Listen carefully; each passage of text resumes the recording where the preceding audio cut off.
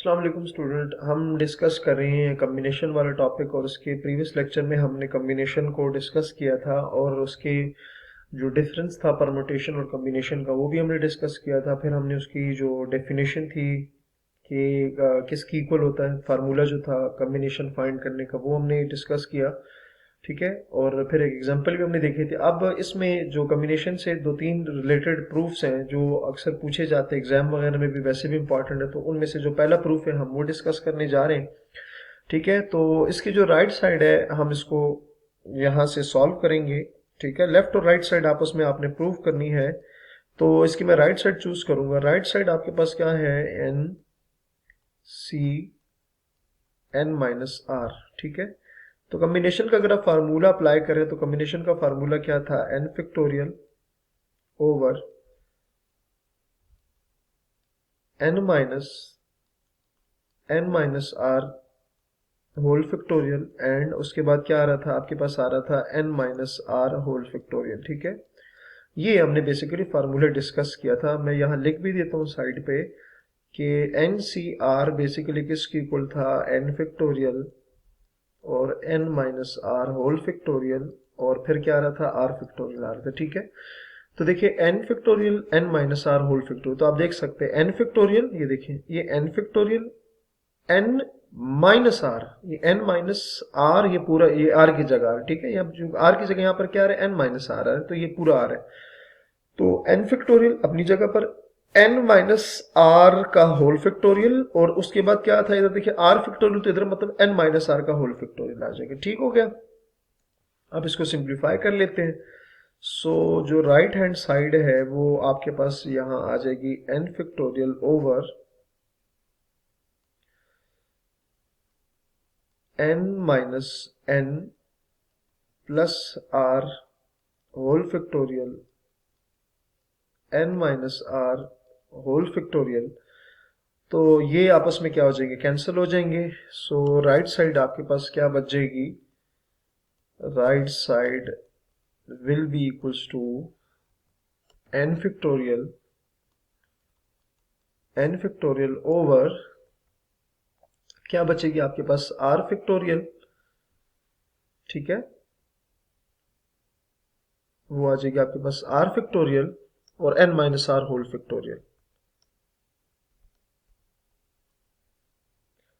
क्या आ जाएगी, वो हमारे पास इक्वल आ जाएगी आर फैक्टोरियल और N minus R whole factorial. ठीक हो गया। आप इसको इस तरह से भी लिख सकते हैं कि N factorial N minus R whole factorial and R factorial. और अगर इसको आप ध्यान से देखें ना, तो ये बेसिकली फार्मूला है किस चीज़ का, ये फार्मूला है आपके पास, फार्मूला स्टूडेंट ये आएगा एन सी आर का फार्मूला है। क्योंकि एन सी आर का फार्मूला क्या होता है, N factorial N minus R का होल फैक्टोरियल, और क्या आ जाएगा, आर फैक्टोरियल आ जाएगा। सो ये जो राइट हैंड साइड है ये आपके पास किसकी इक्वल आ जाएगी, ये राइट हैंड साइड के इक्वल आ जाएगी। ठीक है। सो इस तरह से आपने इसको देख लेना है। क्लियर हो गया। अच्छा जी, इसी तरह अब एक और इम्पॉर्टेंट प्रूफ है, हम वो भी देख लेते हैं। ठीक है। उसको डिस्कस करने से पहले अगर हम इसकी एक एग्जांपल देख लें तो मजीद आपको अच्छे से समझ आ जाएगी। अच्छा, ये जो अभी हमने प्रीवियस प्रूफ किया है इसको समझने के लिए कि किस तरह से काम करेगा हमारे लिए, हम एक एग्जांपल कंसिडर कर लेते हैं। लेट्स से हमारे पास एक एग्जांपल है। अच्छा, एग्जांपल में आपके पास क्या गिवन है कि इफ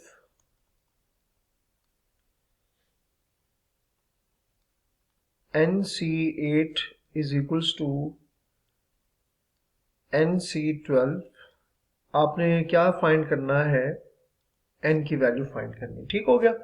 सो ये आपके पास इस तरह से आपके पास क्या दो जो आपके पास कॉम्बिनेशंस हैं वो गिवन है इक्वल, आपने उसमें क्या फाइंड करना है, n की वैल्यू फाइंड करनी है कि n यहाँ पर क्या होगा। ठीक है। तो सबसे पहले आपने क्या करना है कि चूंकि आप लिखोगे कि as we know that as we know that अभी जो हमने प्रूफ किया था वो हमने क्या प्रूफ किया था कि N C R is equals to N C n minus R होता है, ठीक है, ये आपको पता है, ये अभी हमने प्रीवियस प्रूफ किया, ठीक है। अच्छा, अब क्या करने लगे कि यहाँ मैं n की जगह ये जो r है ना, मैं इसमें क्या करता हूँ, r की जगह मैं 8 पुट कर देता हूँ, ठीक है। जब अगर आप r की जगह 8 पुट करें तो आपके पास क्या आ जाएगा, n c 8 is equals to n c, sorry n अपनी जगह पे आएगा, r की जगह मैं पुट कर रहा हूं, सो क्या आ जाएगा, n माइनस 8, ठीक है। और इसको आपने इक्वेशन 1 से रिप्रेजेंट कर देना है, ये आ जाएगा, ठीक हो गया। क्या किया हमने कि जो फार्मूला भी हमने प्रूफ किया था या डिराइव किया था, उसमें r की जगह मैंने क्या पुट कर दिया, 8 पुट कर दिया, ठीक हो गया।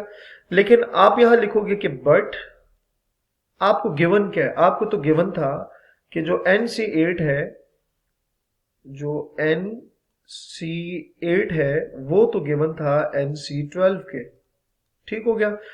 आप इसको 2 से रिप्रेजेंट कर दें, ठीक है, ये हमें गिवन था, देखिए ये हमने खुद फार्मूले में R की जगह 8 पुट किया तो ये आ गया, और गिवन क्या है कि NC8 तो आ रहा था NC12 के, ठीक है। तो जरा जरा एक 1 और 2 को देखें कि NC8 भी इसकी इक्वल आ रहा है और NC8 इधर भी इसकी इक्वल आ रहा है, तो आपने लिखना है कि फ्रॉम 1 एंड 2, ठीक है, यहां आपने लिखना है कि फ्रॉम 1 एंड 2, फ्रॉम 1 एंड 2,